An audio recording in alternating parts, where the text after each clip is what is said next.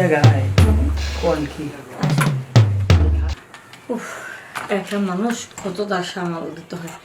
এই হাসপাতালের রুগী দেখে আবার অন্য হাসপাতালে যেতে হবে। নেক্সট রুগী ভিতরে আসুন। চলো দাদা চলো। আসসালামু আলাইকুম। ওয়ালাইকুম আসসালাম। বসুন। বসো। বসো বসো। হ্যাঁ বলুন, সমস্যা কি? সমস্যার বয়স হয়েছে না, হুম নাতি ডাক্তার কাছে নিয়ে আইছে চলো করে। দাদা চলো, হুম এখন নাও করতে পারি না।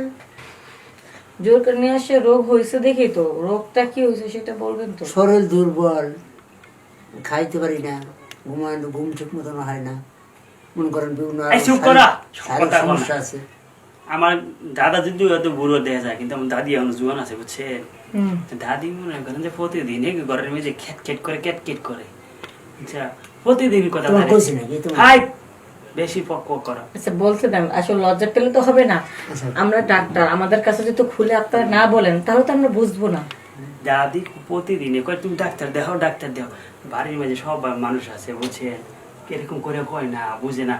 দাদি দাদা তো এরকম দেখতে ভালোই দেখা যায়, কোনো কাশ নাই, ঠান্ডা নাই, কোনো কিছু নাই, তুমি ও ডাক্তার দে। বুঝবি না, তুই বুঝবি না, এখন তুই বুঝবি না, তোর বয়স হলে তুই বুঝবি। এই বেটা ওখানে অনেক জোয়ান আছে, কিন্তু ও ডাক্তার যদি ঠিক মতো দেখায়, ওষুধ খায়, তাহলে ও অনেক কিছু করতে পারবো। বললাম কি দাদি তুমি সত্যি কত? কয় এটা কাজ কর। দাদি আমার কষে বলছে তুই এটা কাজ করতো দাদা রে। ওই আপনার কথা বললো, কোনো ধ্বজাভঙ্গ রোগের চিকিৎসা করে, ওই মানে গেলে তো দাদা চিকিৎসা করে দিব। ও, এবার বুঝতে পারছি।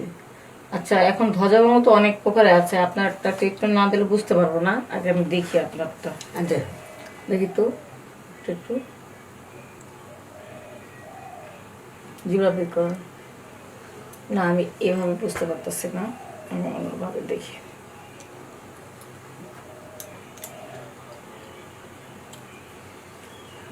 জোরে জোরে নিঃশ্বাস নেন তো।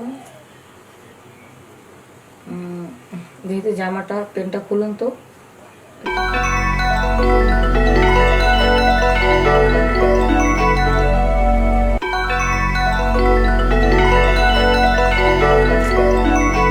আসলে তো অনেক, এই যে মেশিনটা কি, আমি তো হাত দিয়েও খুঁজে পেতেছি না। আর পাইবেন পাইবেন।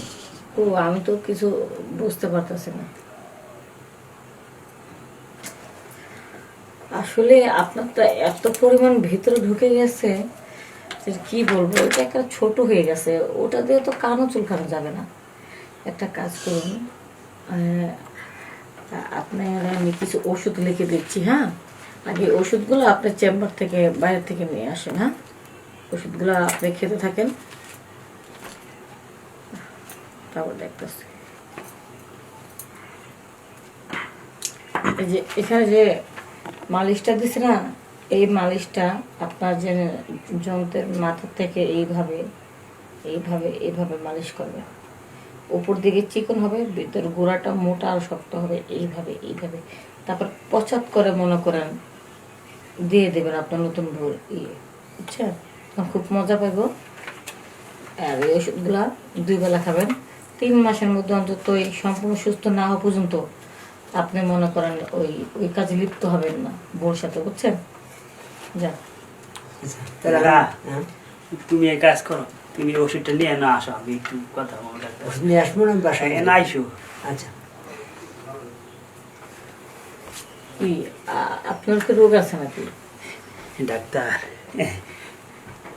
আমার দাদার যে রোগ, আমার ওই রোগে। আপনার রোগ? হ্যাঁ। তাহলে আপনার দাদার কথা বলেন। আসলে তার তো বয়স আছে, বয়সের সাথে সাথে একটু দুর্বল হওয়াটাই স্বাভাবিক।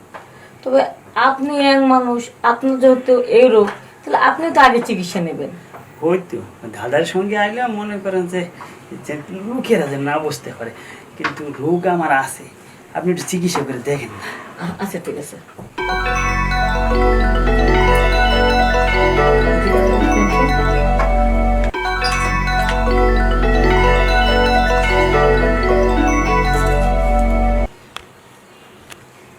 দেখি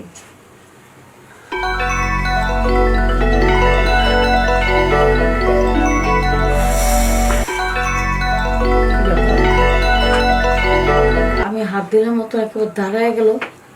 কই আপনার দাদারটার ভিতরে হাত দিয়েছে মতো তো দাঁড়ায় নাই, আপনারটা তো একেবারে কারেন্টের খাম্বার মতন দাঁড়ায় গেছে। আপনার তো রোগ নাই। রোগ নাই, ভালো করে দেখেন, রোগ আছে। আমি মেশিন দিয়ে দেখতেছি, দেখেন আমি দেখো হাত দিয়ে দেখতেছি।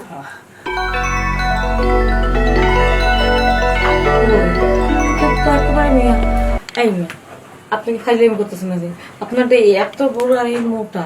ওইটা একটা রোগ।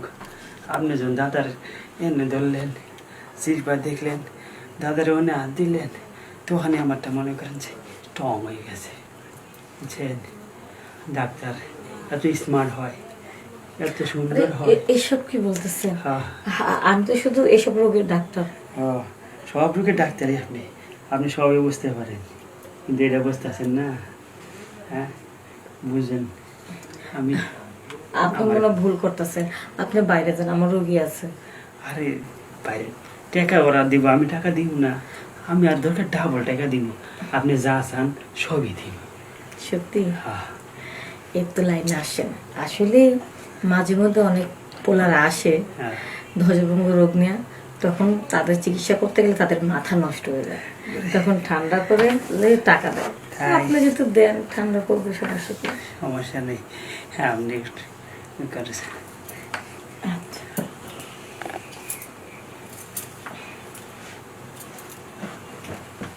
ডাক্তার, আপনার এনে কোন খাট টাট নাই?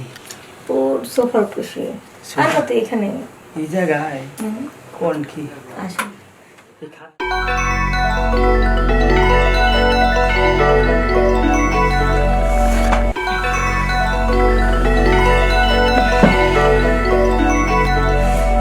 আপনার অনেক ভালো লাগছে না? হ্যাঁ, আমার দাদার অনেক কথা ভালো বলে মনে করেন যে যাই হোক, আপনার যেহেতু কোনো রোগ নাই, আপনার সুস্থ মানুষ, আপনারা আর কি দিব?